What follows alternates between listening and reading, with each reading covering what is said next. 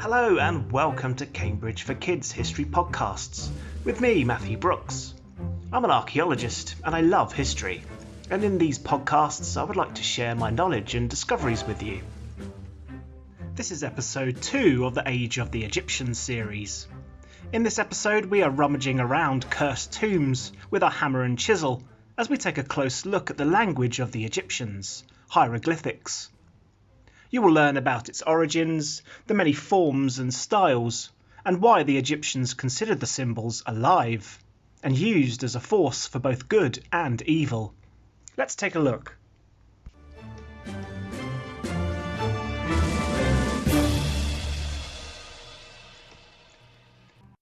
Hieroglyphics gets its name from the ancient Greek word for sacred carving.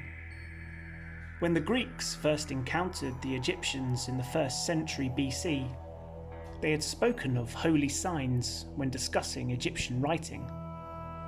The Greeks, when they travelled to Egypt, would find the odd script written all over shrines and temple walls, and the characters were pictures sculpted in stone. The Greeks already knew of the Egyptian written ink scripts on papyrus and other smooth surfaces.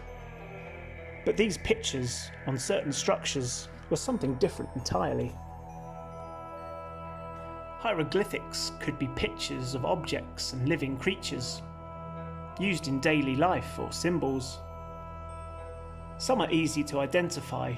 For example, a symbol of a hand means hand, but there are many symbols for snake, which makes translating hieroglyphics very difficult. Some of the symbols represented sounds, like our letters, but others represented whole words. Hieroglyphics would therefore be the name given to scripts only written on Egyptian monuments by the Greeks. The word today is not only used to describe ancient Egyptian writing, but also any civilization that uses picture signs as letter characters. For example, the name hieroglyphics is always used to label the inscriptions of the Mayans and Incas from Central America and the mysterious civilization that lived on Easter Island, all of which wrote picture characters on their monuments. How strange that these people never met, but still had a very similar way of writing.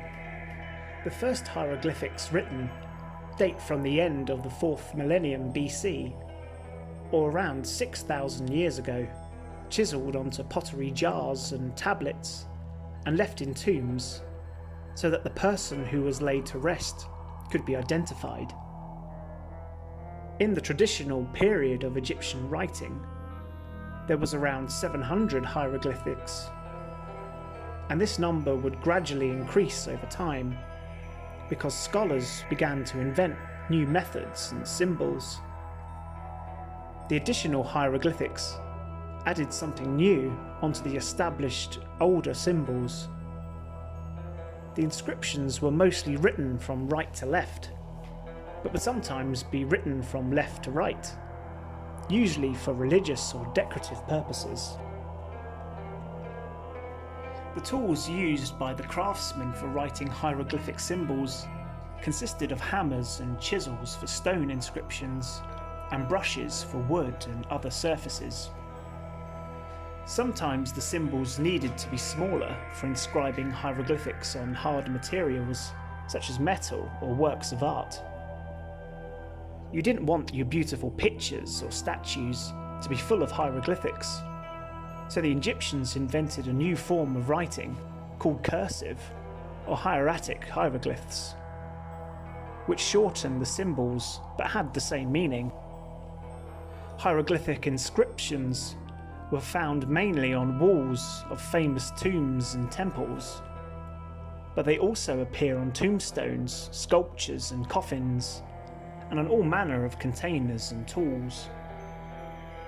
Hieroglyphic writing would be also used for writing songs, legal and scientific documents, and religious prayers. These inscriptions used the hieratic style, as this was considered to be more suitable. Some hieroglyphics were so important that they were considered to be alive.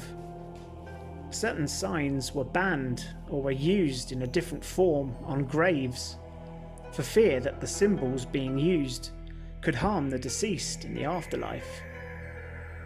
Symbols such as human figures and dangerous animals such as scorpions and snakes were not allowed to be used. Symbols that were considered to be good were attached in front of other signs to show respect and protect against evil. Symbols that represented certain gods, as well as those for the king or the palace, were regularly inscribed, first before all other symbols. The creation of hieroglyphic writing was thought to date back to the god Thoth, and even in Egyptian books written by scholars, hieroglyphic inscriptions was known as writing of God's word. Knowledge and understanding of hieroglyphic script was only given to a limited and trusted circle of Egyptian. Only those who required the knowledge in their line of work were taught the skills of writing and reading. These people were, for example, officials and priests who would be needed to read the holy texts to the people, as well as craftsmen who would be hired to inscribe monuments such as the pyramids. Under Greek, and especially under Roman rule, this special knowledge decayed and was eventually limited to be used only in temples where priests would teach their students. When the Egyptians were conquered by the all-powerful Romans, there were many attempts to replace the hieroglyphic language to the simpler and widely understood language of Greek. Hieroglyphs were too bulky and too hard for the Romans to understand properly, but all attempts would ultimately fail early on. Only with the introduction of Christianity in the 2nd and 3rd centuries AD did things change. This new religion clashed with the old Egyptian religion and traditions, and with its eventual victory, the Greek script triumphed.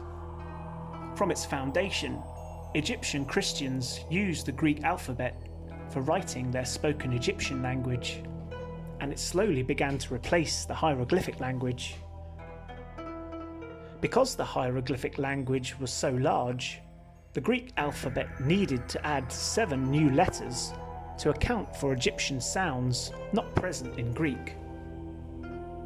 The new Christian Greek alphabet would be known as Coptic, and as a result, the knowledge of hieroglyphic writing was lost and replaced with this language, and is the origin of many languages today. In 1787, the Rosetta Stone, which we talked about in earlier episodes, was discovered. This stone had the same message written in both hieroglyphics and Greek.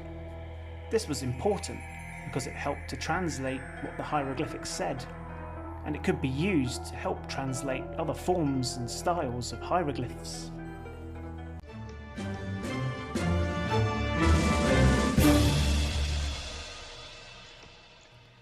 Hopefully today you have enjoyed this episode and learnt something new.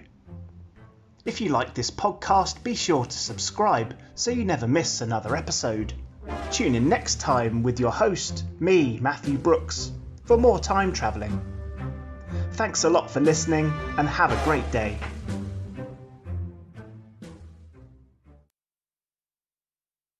From our bedroom studio to your ears comes a show that is bound to have you laughing, either with or at the hosts, relating to the stories, and even learning a little along the way. Join Bhavni and Taranji every Thursday on Drive With Us podcast as they strive to make your commute more enjoyable by sharing the disasters of theirs. I was driving I wasn't. Welcome to Maryland. The way you said it. Welcome. You'll see more, just wait. Be a part of the show by submitting your stories to be featured on the Commuter Update and let listeners around the world know how crazy, entertaining, and weird commuting can be. There is a flock of full-grown turkeys, and every time a car tried to go by them, they would just lunge at the hood of the car. I have the nerve to say in my hysteria, "Oh no, I need to see the body."